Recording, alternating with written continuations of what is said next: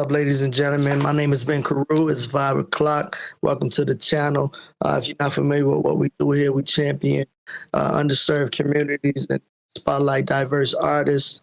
We explore music, art, and culture, past and present. So please like, share, subscribe, join the tribe. We're trying to build community here. So I want to introduce my homie Mike Moon, my partner in crime.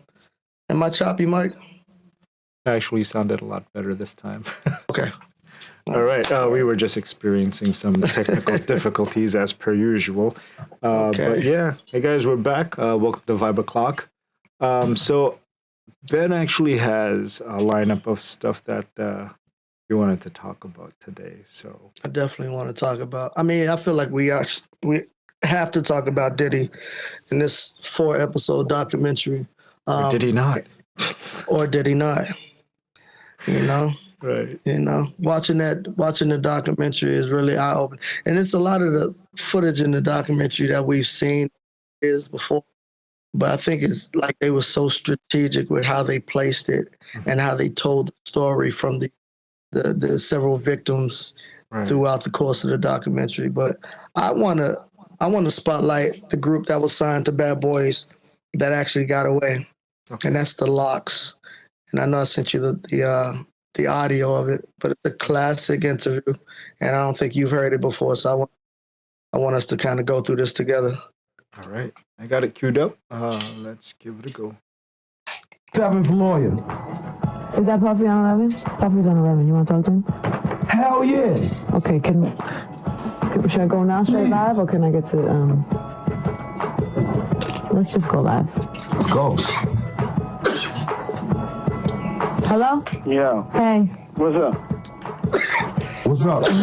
Yo, check this out, man. The last time y'all did this, man, y'all did the whole campaign, let the Locks go and all that. Y'all ain't want to be down with Bad Boys, so we let y'all go. Y'all want to be down with us, we let y'all go, we keep it moving. But to get on there and portray like somebody got to go and steal and rob and be shysting y'all, that ain't really correct, you know what I'm saying? And first of all, I'm at my office right now. I'm always accessible. Y'all ain't got to get on the radio and do certain tactics and do certain things to ever holler at me. Daddy Kiss, last time I saw you, I told you, let's get together, let's talk. You know what I'm saying? I told you I'm accessible. I said, if anything don't come, if there's somebody standing in the way for you expressing yourself, or any of y'all expressing yourself, y'all can come get at me directly. You know what I'm saying? All that throwing the refrigerator and you gonna kill, y'all ain't killing nobody, man. You know what I'm saying? We businessmen. We all mature adults here. All that right there, I'm at my office. Y'all can sit on this interview with her and talk as long as y'all want to talk about it. You can take the invitation I gave you before. But it's not even getting there because of your get on the radio, whatever tactics. I ain't your enemy. Dog, we just you need to bang like that on that's coming at you. I ain't your enemy. Yesterday we got a note from your office about killing saying you don't have no idea of none of this or none of nothing. Just yesterday, your lawyer told us that. I see you at the show backstage. You said find out what it was. But don't sit here and portray like Puff took nothing from y'all. What is it? What is it? What do you call it? What do you call it? What do you call it? And don't say we can come to your office or do none of that, because we can't do none of that. We can't handle it no other way but with lawyers, and you know that, so don't get on the radio and act like a tough guy or none of that. Wait, you know how we can settle? You acting tough. I'm in my office. So why don't we stop talking on the radio?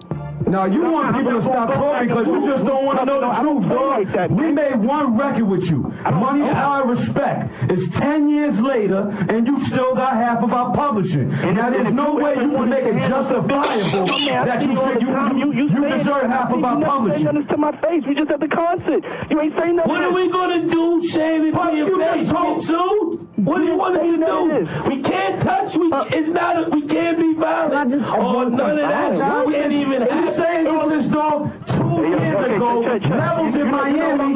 Let's recognize real. Y'all know where the office is at. There's a big sign on it. I'm going to be the whole National Guard's downstairs, too. Cut it out, man. I'm get caught up in this. I'm a grown-ass man, man. You're a coward. And I don't take nothing. You're a thief, Bob. Coward. Don't say you're a thief. Okay. You're a thief. Come to the office, man. Come to the office so we can straighten it out there. Yo, how we just three guys doing your mess with. You had your I ain't got nothing to say. publishing. You call me whatever you want. won't let his publishing I'm at the go. office. You won't let your man's publishing You go. argue in front of New York. That's the way you want Do you own your man's publishing Nobody go? did nothing to y'all, man. Do you own your man's publishing? New York could believe it or whatever. I don't Do really you care, own your man. man's I know publishing? that I can sleep good at night because I ain't never did nothing to y'all. And if y'all ever want Dog, you had a whole bunch of artists that had don't like us, Puffy. that's it. Dog, you had a bunch of artists whose careers never went right with you, dog. Hey, yo, Be for real, dog. Look at the list. You, but look at your list. career go after We don't want to be violent. You the artist that did best for yourself. Look at your list, dog. Look at all the artists you dealt with.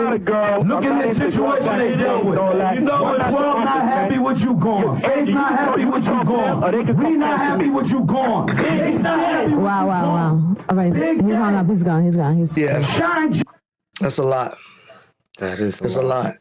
Nobody's happy So there. you've never listened to that before? No. Yeah, see, it's interesting because when you look back, you see all the little breadcrumbs. And it's like, oh, yeah, he had an issue with him. So it really piqued my interest to look, obviously, at the past roster and the present roster. Like, even in his current situation, I'll go over the present roster, which is very short. He's on his roster, obviously, because he always wanted to be an artist, as the documentary displayed. But let me go through some of these names. 90s bad boy legends: Notorious B.I.G., Craig Mack, Faith Evans, Total, 112, Mace, The Lox, who we just heard, Black Rob, Carl Thomas, Shine. So those were the noticeable artists that were on the the label that were actually making moves for him. And I mean, that's why he has such an impact and why he's looked the way he is. Now, his current roster is him, his son King Combs, and then something very interesting, I saw Janelle Monáe.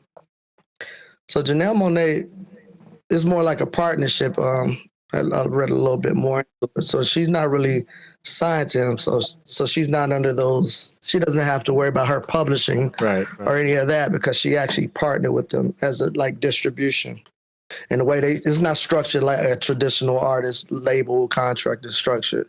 So I think she knew going in, you know, I'm not going to sign away my public. Yeah. And so it says Monáe has a separate global publishing deal with Sony Music Publishing. That's what it is, yeah. Which they administer and collect for her songwriting royalties. But I just thought that was super interesting because even in 2025, after seeing the documentary and bidding up to it, that's not a partner that you want to be with. Right. And a lot of the people that you've seen him come up with, some of the legends that he's come up with have been super silent during this whole thing. Well, that's pretty much because he had something on them. Yeah, that's the thing. Like if I was an issue, I'd probably be in this, kind of reacted the same way. Yeah. If being an issue. Yeah, I thought, because I was watching a documentary and then I was like, a lot of these people were just complacent. They were just letting this monster live and they would feed him and they would just keep feeding into, all his antics.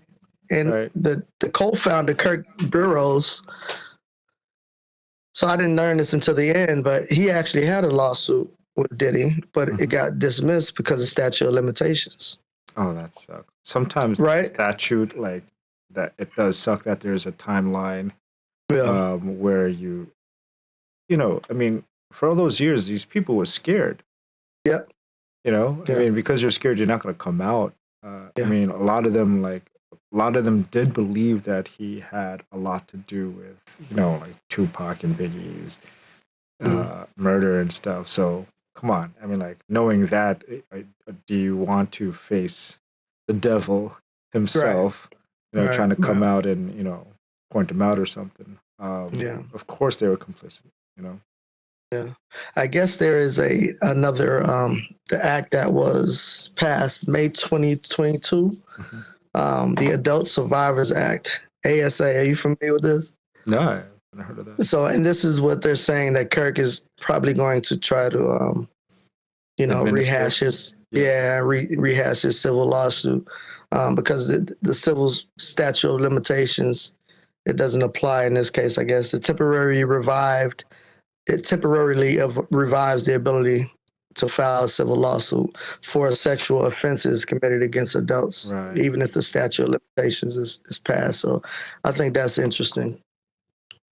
And you were the one that told me he has still 77 cases or something like that? If you watch the end of the documentary, it did state that he still had 77, as it said, as of the filming or the release of this documentary, Diddy still has 77 pending cases. That's wild. That is wild. And it's going to grow, especially after this documentary, I feel, because more people are going to come out and say, hey, it's all out in the open now. I'm safe. I can talk about it. Right. Bro, he was a monster, bro. Absolute monster, man. Right. Absolute monster. Just manipulative. Yep. And I mean, if you watch the documentary and you still feel like the way they shot it was all, because there is a thing. People can shoot documentaries a certain way, because most of the footage, like I said, we've seen it before. It just hasn't been placed with the story behind it.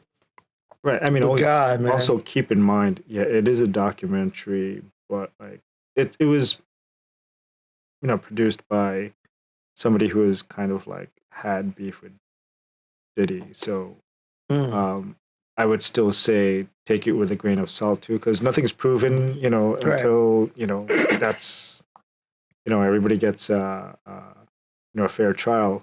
So, but speaking of fair trials, Juror 106. Yeah, she was a fan. 106 or 160? I forgot what it was. Oh, it might have been 160. Yeah. Okay. But she was a fan, though. Yeah. So they dug up pictures with him prior to the. Was it prior to the kiss or was it after? Oh, I don't even know. I know there were pictures. I don't know if that's a good point. I don't know if they were before or after. Yeah, they were photos with him. So she was starstruck. I mean, but either way, why are you taking pictures like before? That was the reason why you got out. Can I take a picture with you? But, and that's my biggest takeaway from the documentary is like, I think if people look at these artists and these moguls as human and not stars, we put them up on this pedestal, then a lot of this victimhood wouldn't even happen, because you're looking at this person as just, they're in a certain position. They could probably do something for me. But at the end of the day, you don't want to lose your humanity because of it, and lose your dignity. Like, how far are you willing to sell your soul, really? This is like the greatest display of that. Right. And the people that tried to fight back, because I think Audrey Alday had a case as well, but it was silenced. That money goes a long way, man. Money changes people. When do you think, at what point the floodgates opened when he became the way he did? At what point do you think it started? I think it started right from the jump when those 9 deaths happened, because that's what they were saying in the doc. Like, he became the most famous. And just put that into perspective. You have 9 people die at an event that you put together because you overhyped it. You're supposed to if you're trying to get everybody there because you're trying to sell tickets. But you have 9 people die, and then you become more famous. That's crazy. It's insane to me, because it's almost like the drug dealers that give fiends a sample, and the fiends are dropping dead, and now everybody's lying. Yeah, hey, what did you do to kill these people? I want to sample of that too. I want it. It's the same thing. It's like, what are y'all doing? Like, people are literally dying to go to your concerts, bro. Literally dying. Yeah. And it just spiraled out of control from there. Yeah. Like, you saw the look on his face when he was walking around. Yeah. Like, he was in shock, kind of. Like, at the same time, like, yo. And then he did that press conference, and then he got away with it. Yep. Bro. Yeah. The look on his face was like, it was pure guilt, from what I saw. Yeah. Yeah. And he was just, what do they call it? Trying to have damage control, I guess, if that's what you call it. Yeah. Somehow he succeeded in that. After that, I feel like he just felt indestructible since then. And then, like you said, that's what created the monster that he become. It's just crazy because there's so much death that's surrounded by Bad Boy. We got Notorious B.I.G., right? Murdered, still unsolved to the day. They hinted and allegedly said it was his fault. And I've never heard that footage before where the guy actually admitted and gave the whole scene of how it played out. Yeah. That was crazy. Also, what I learned in the documentary was B.I.G. I never knew this, and it's a little embarrassing. It's business instead of game. Mm-hmm. I never knew that. Yeah, no, I discovered that too during the documentary as well. Yeah. But yeah, he was scared too. Like, he was scared of Diddy. Big was. Yeah. Yeah. Yeah, just the fact that he was about to go on tour or something like that in the UK, and Diddy canceled that whole thing. Oh, yeah. That was and said, no, have him come to LA. Like, why are you going to LA after Pac just died out there? Right, that was mad suspect. I feel like, Diddy definitely had something to do with that too. I'm not saying that he did, but like, allegedly. It just plays into it. It's like so coincidental. Yeah. No, the way they lined it up is insane. And then how, like, Diddy, what was that, the Rolling Stones article? That originally it was supposed to be for Pac. Was it supposed to be for Pac or Big? No, it was supposed to be for Big. Yeah. It was supposed to be for Big. And he goes, no, cancel that. I got an album coming out. Yeah. Yeah, that's crazy. Yeah. He knew. Yeah, he knew. Yeah, he definitely knew something, man. Yeah, for sure. Yeah. And I think Andre Harrell put him up to thinking as himself as an artist, because he told him, like, it's not about the artist, about you. Like, you're the A&R, you're the guy that should be in front. Yep. Bad Boy was a big influence, bro. They had so much power. Oh my God, everybody wanted to sign in them, man. It's just terrible to see all these labels that we looked up to, and this is the legacy that they're leaving behind. Now, if you would have told 15-year-old Ben Carew that in 2025, both Suge Knight and Diddy would be locked up in jail. Right. It's like, bro, come on. What are we doing, man? Yeah. Diddy's the one that really started that whole East Coast, West Coast beef, huh? He is. Yeah. Yeah. Well, it stemmed from the Source Awards. Yeah. And they showed the clips of that, the Source Awards at the, I remember that too. I remember all that, man. Crazy. It's just classic. It's classic footage, man. Yeah. Because the Source was so prominent to hip hop fans back in the day. And then if you were an artist back in the day, you would look to see how many mics you got on your album. Like, they would do album reviews. And if you got five, I think 5 mics was the highest. If you got 5, you were solidified. It's insane, bro. It was well done, though. Yep. It was well done. I actually watched it twice. I'm betting that there's going to be some sort of a follow-up documentary later, maybe in a couple of years later, when all these other pending trials have gone through. Well, apparently 50 still has 140 more hours. That's crazy. Of footage. Yeah. 140 hours of footage. Because this guy just recorded himself, and he wasn't paying his... that was a lot of his artists too. He wasn't paying them. I can remember the producer. What's his name? His producer. Lil Rod. Yeah. Man, he had him going for like months 2 years. And months. He lived with him. 2 years. He lived with him 2 years. Yep. And then, like, even after they released the album and stuff like that, he was like, "Yo, where's my money?" And he just kept making excuse after excuse not to pay him. Yeah, and those phone calls that was so cringe to listen to. No, seriously, yeah. That was just, come on, bro. Because you can just hear how he was trying to be manipulative. It's like, come on. Oh, dog. I got a lot going on right now and stuff, and every Yeah. time it was another excuse. Every time. It's like, come on, man. Yeah, I hate to see the people that we admire, but it's a trend, man. It's Well, like they call them the biggest gatekeeper, right? right, Yep. right, Crazy. and it's panning out to be that way, man. Mm-hmm. Yeah, That sucks. It sucks that, like, in a world of like artistry and entertainment and the business aspect, greedy people will always surface and try to, just topple everything and just keep everything for themselves. right, It comes out of pure greed. right. It stems from greed and turns into evil because, like we said, when is the evil of all men. Yeah. Yeah. And power, absolute power corrupts absolutely, man. For sure. Yeah. I want to pivot to I don't know how familiar you are with this Rob Reiner situation, man. So I'm recently hearing about it. I heard that he and his wife both got murdered. I haven't really got into like, I heard about it when you messaged me early yesterday.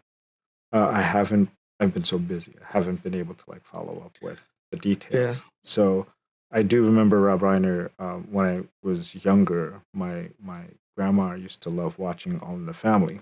Right. Yeah. Fun fact, right? Like my grandma didn't speak a lick of English. It was just that in the show All in the Family, Archie Bunker, he was just really loud and kind of like hilarious. She had no idea how racist and like that show was or his characters was, but it's just expressions and stuff. She used to watch it, not understanding what was going on, and that's where my first viewing of like Rob Reiner, or like every day, like All in the Family was on 5 days a week, bro, Monday through Friday. I know, bro. So that's where I known Rob Reiner as Michael from All in the Family. He was the son, right? The son-in-law, I believe. Oh, okay. Yeah, and he kept calling him Meathead. So, Meathead, yeah. Yeah. I believe he was the son-in-law. Correct me if I'm wrong, but I do remember watching that show. And I know the Jeffersons was a spinoff because I know George Jefferson would come there and they would argue and have their little debates. If I remember correctly, they did an episode together. Like a cameo episode. Yeah. I want to dig that up one of these days. It did. I was going through all the feature films that he directed, and I didn't realize that he did a lot of. I'm gonna go through this list, right? And I want you to tell me if you've seen any. I'm sure you've seen Misery. Yes. What? That's, he directed Misery. Stephen's what's his name? Stephen King novel. Yeah, but Misery. He directed it. Yep. He directed that? Yeah, he directed it. Yo. He directed Stand By Me. No. Oh, wait, Rob Reiner did Stand By Me. That's one of my favorite movies, I did not know that. bro. Exactly. That's why I say I know it. That's why, That's another Stephen King novel, Stand By Me. Oh, my God. They must have had some sort of, like, good friendship or something because Stephen King is one of my favorite, like, horror authors. Did you watch The Long Walk? I have not seen The Long Walk. Oh, dude, you got to see The Long Walk. My Stephen King, they haven't made a movie out of it, but one of my favorite novels that he wrote was In the Eyes of the Dragon. Right? It's about, it's during the medieval times, and it's about two brothers. But of course, one is evil, one is good. So if you want to read a book, that's a great novel to read. I gotta tell my wife about that. She loves Stephen King. Oh, she does? I've never heard of that. It's called In the Eyes of the Dragon. It's not one of his popular books. Okay. But I was so interested in Stephen King at watching his movies and stuff. And I saw Pet Sematary, Christine, about the car. He did that too, that book. But I had I'm almost ashamed that I had no clue that Rob Reiner was the director. Let me go through this list because I'm about to shock you, right? Please. Rob Reiner, 1980s. He did This Is Spinal Tap. What?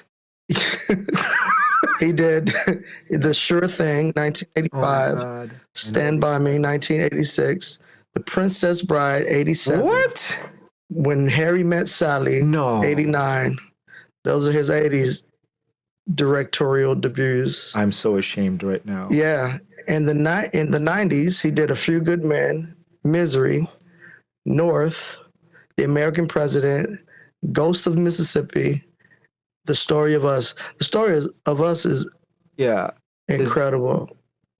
I didn't know he Give did me a that. little recap about Story of Us. The Story of Us, if I'm thinking correctly, let me look. I think this is with Bruce Willis. Let me double check. I love that movie so much. I can't believe, like, these were. Oh, what did I just do? Correct me if I'm wrong. A lot of these movies won huge awards. Yeah, he was a beast. He was an absolute beast. I'm so ashamed. Oh my god, that's man. crazy. No, he was active, bro. With that said, due to the passing of Rob Reiner, I understand he was a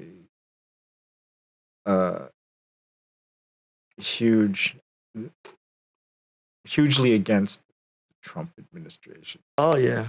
Yeah. So, I didn't realize how political he was. He actually ran against Arnold Schwarzenegger. Really? Yeah. He was trying to be governor when Arnold was over there. They ran the polls. Well, I mean, this is Arnold. Right. Yeah. Yeah, no, I think it's disgusting. It is disgusting. After he passes away, especially the way, I mean, he could have passed away of a heart attack, but for someone to pass away so brutally, and then you get on whatever your site is and just talk negatively about it. He just left a crazy ass legacy, though. Wow. Bro, I didn't even finish the list. That was just the 90s. He did. That was just 2000s. Yeah, the 80s and 90s. So he was active.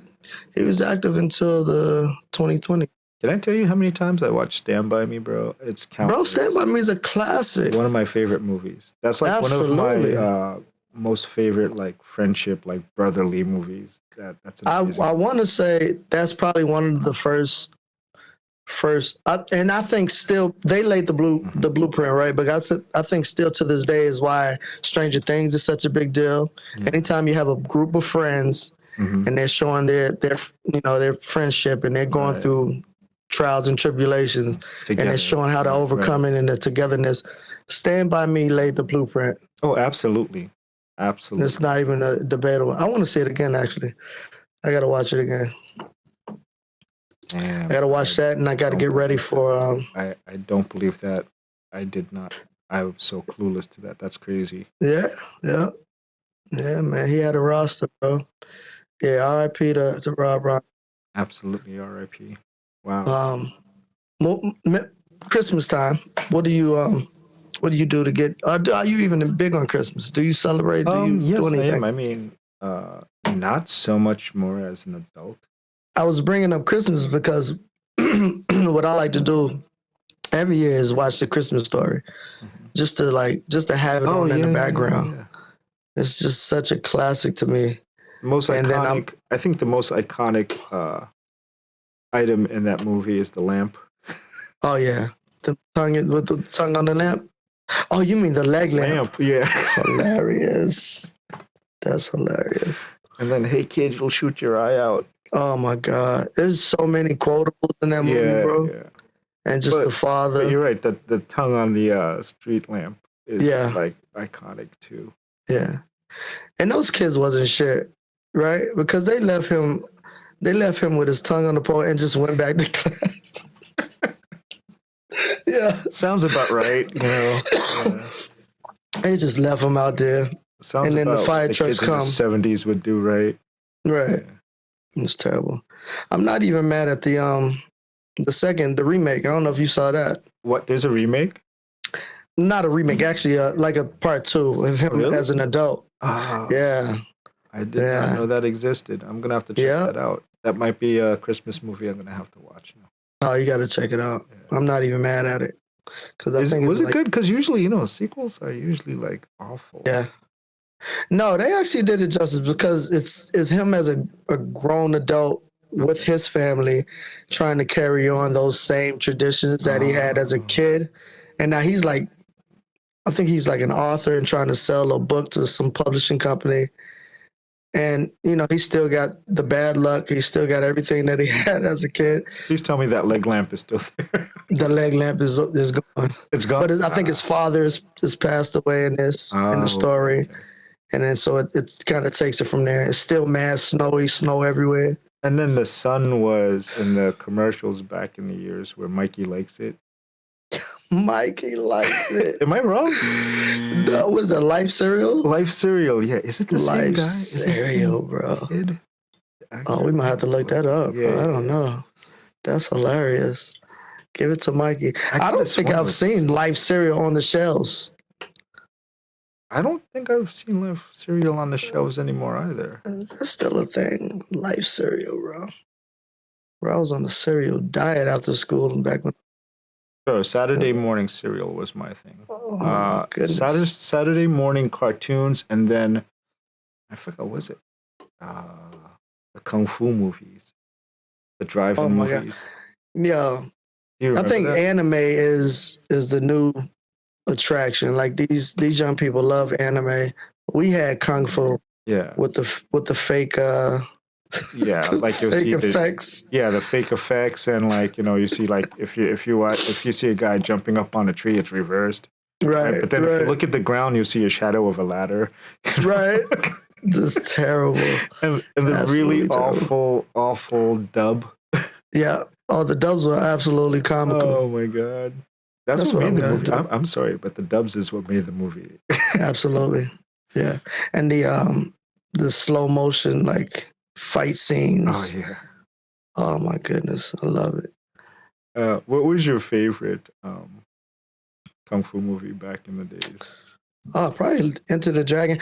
Well, any Bruce Lee movie. Enter the Dragon that was more, talking about even kind of like very Hong Kong, like Chinese movies. Like, for example, like Deadly Five Venoms. Oh. Or even the Jackie Chan movies were amazing. Like, Jackie Chan. Drunken Master.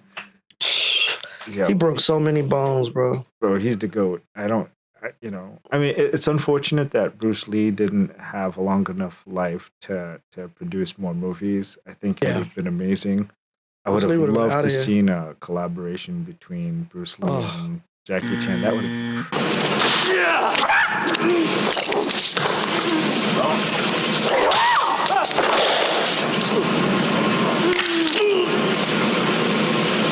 Oh my God, and Jet Li, man. And Jet Li. Did you see what happened to Jet Li? Dude he has some sort of illness where he looks like he's like fucking 80 years old, bro. Really? Yeah, I gotta look that up. Oh my God. That's like reverse Benjamin Buttons. Pretty much. Jeez.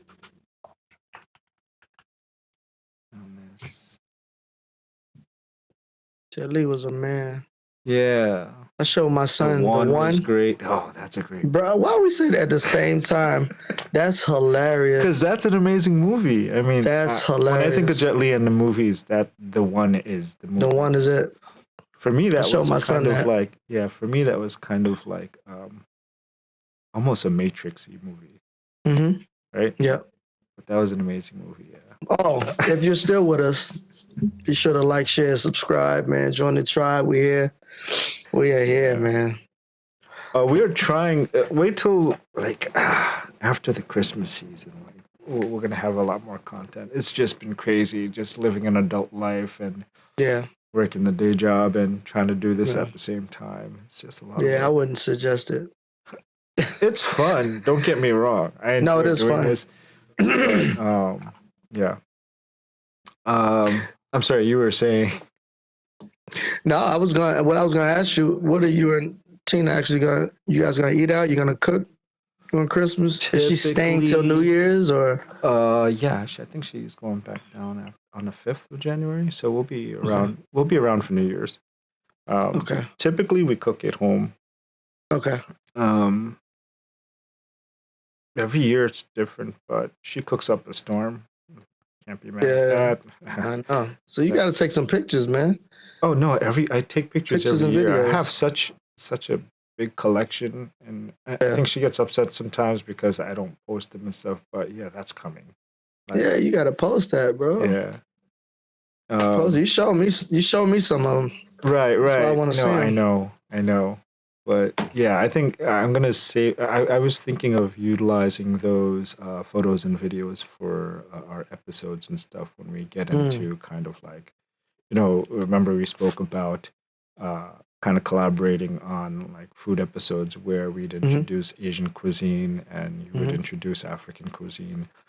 Yeah, I can't wait for those to happen. So we'll see once the season passes and we get a little bit more free time as adults. Right. Yeah. Maybe we can get one of these restaurants to sponsor an episode. That'd be good. Yeah. Wink, wink. Wink, wink. Where's Justin? Yeah, exactly. I'm sure his plate is full. But what about New Year's? How do you guys bring New Year's in? Well, we traditionally, do the New Year's thing. I don't know if you've ever done Times Square in New York or like. Hell no. Yeah, no.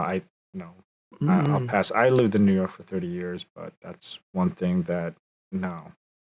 Yeah. Not for me. I think last year people will stay out there in like 20, 30 degrees weather, sometimes even colder. It's crazy. And they have diapers on, bro.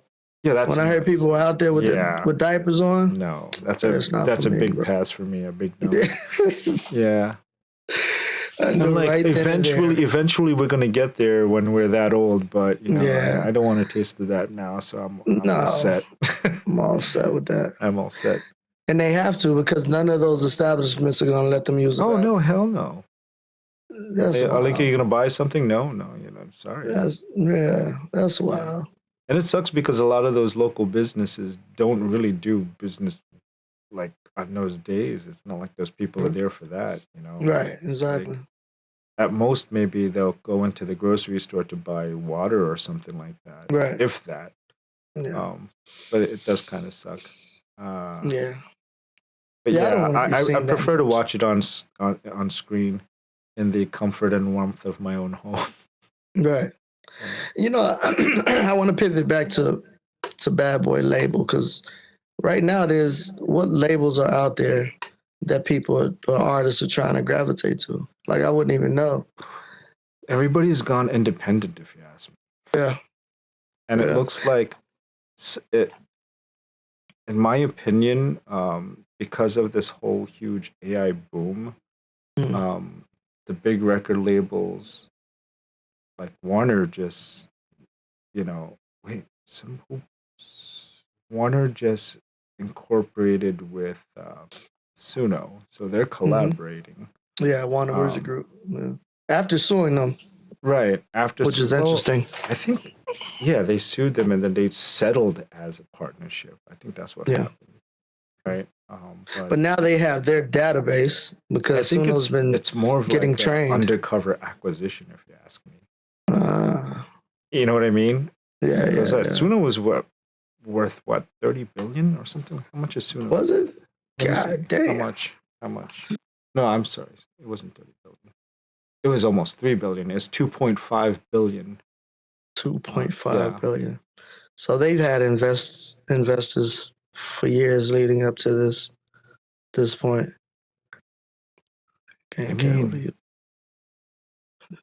Key details.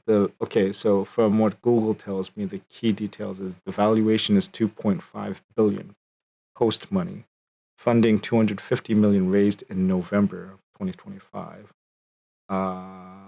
Lead investor is Menlo Ventures. Don't know what that is. I'm gonna have to look into it.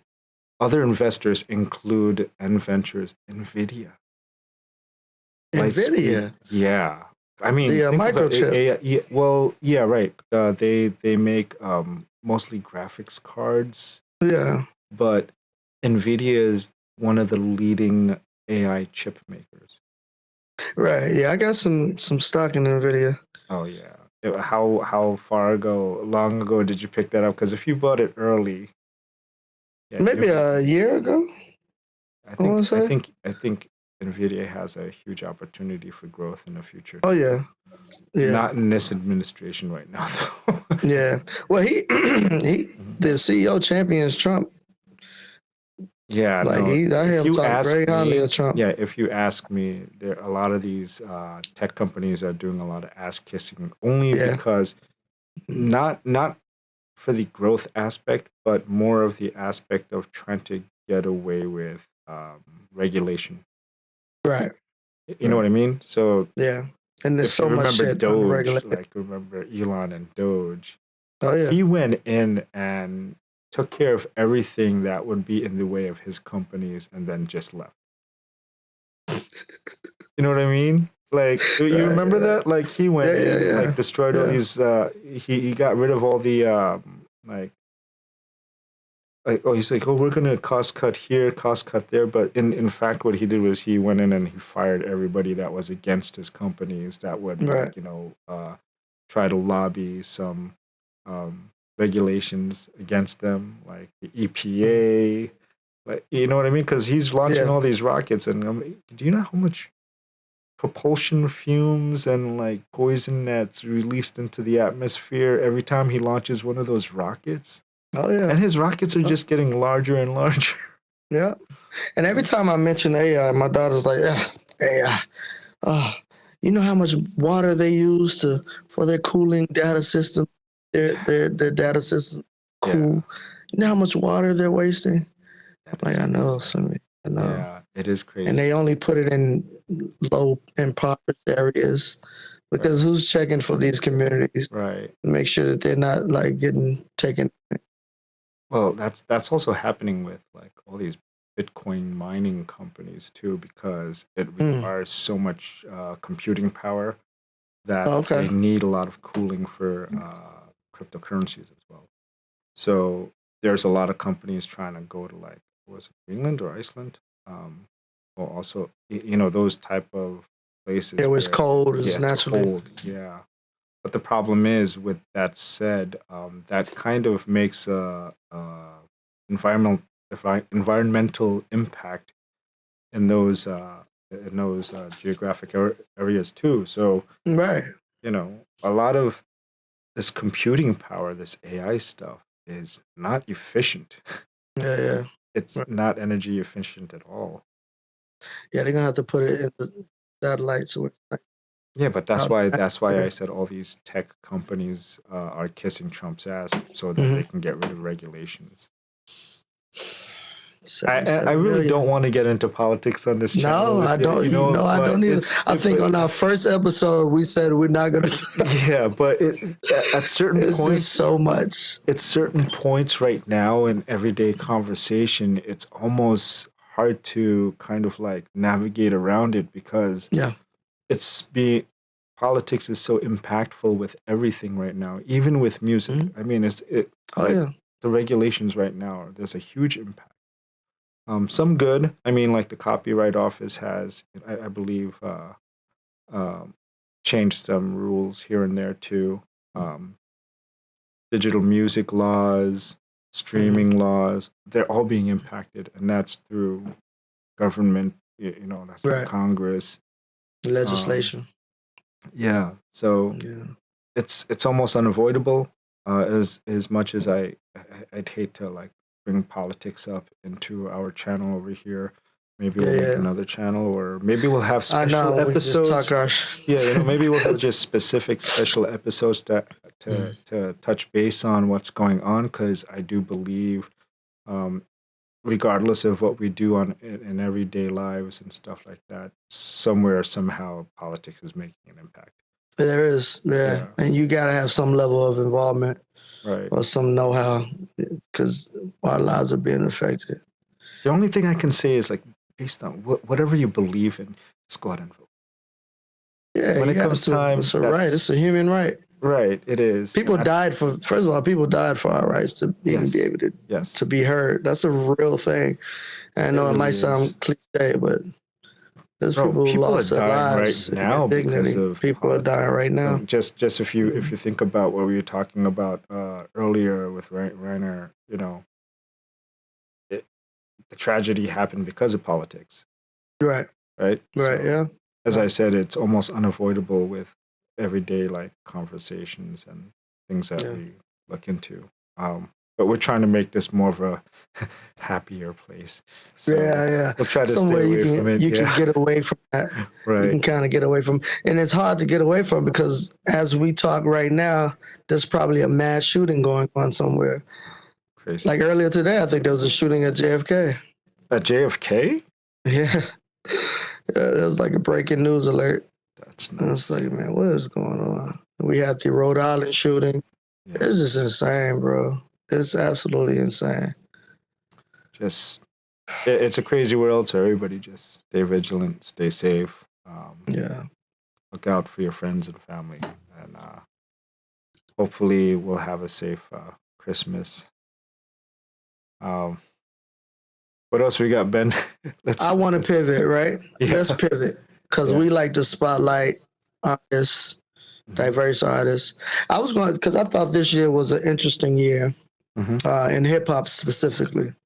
So I want to highlight some of the artists that I listened to throughout the year and kind of kept me going and kept me like staying in a good headspace and just as far as their creativity going is it was so much music this year and I'm actually proud. Even though hip hop didn't make, I guess, the Billboard charts. Boston made a big impact. Maybe not on the Billboard charts, but who did? Boston. Yeah. I'm proud of that. Yeah, so am I. Like, I'm not native. Like, I haven't been. I've only been in Boston a fraction of my life, but just watching some of the growth over the past few years, especially. Yeah, proud of it. I'm proud of it too. And actually, that's a good segue because I want to spotlight. I don't know if we've ever actually played Maceo video on here. I want to give him a major shout. Maceo Mays. No, I don't think dropped an album. Yes. Called "See You in Boston." Intimate, grounded, personal.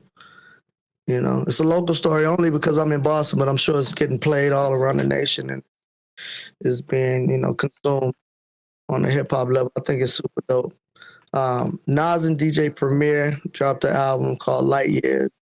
Nas just gives you that timeless sound, no gimmicks, just mastery. Shows that he still has it. He can still compete.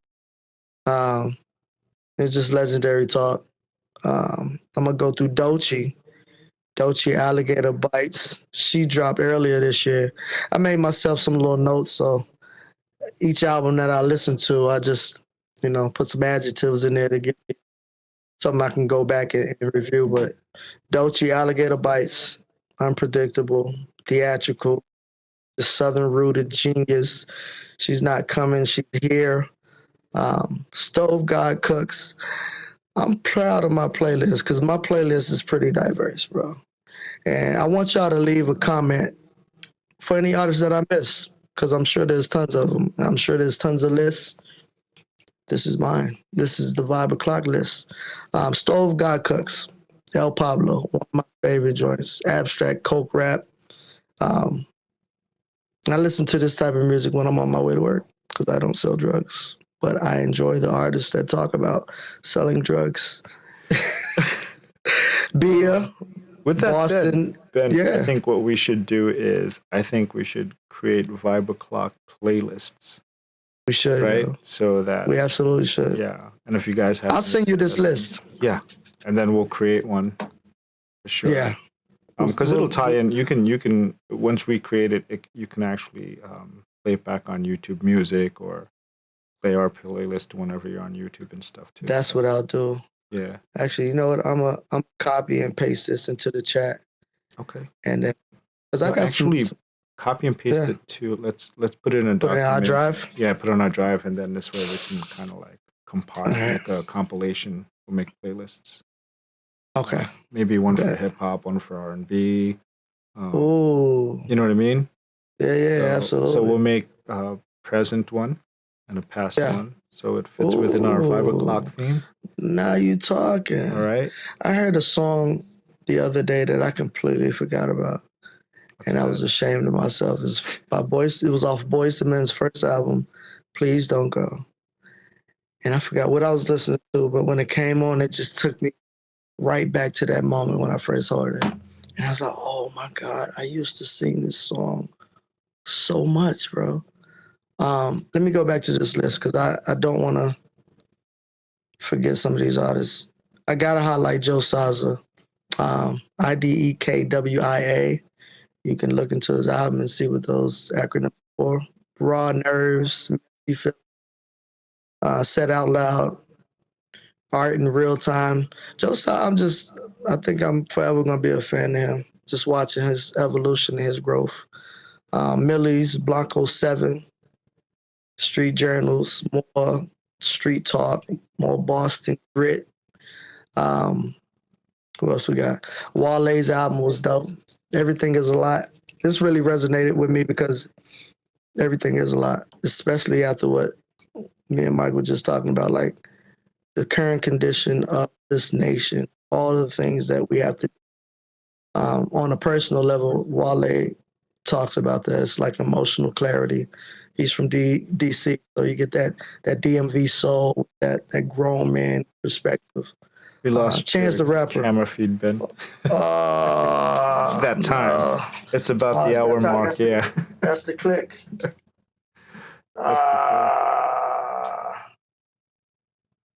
All right. And again, while Ben is experiencing his episode-wide technical difficulties, don't forget to subscribe, like. Hey, leave us some comments. We'd love to hear your feedback. What we can do better, what you like. Send me a battery.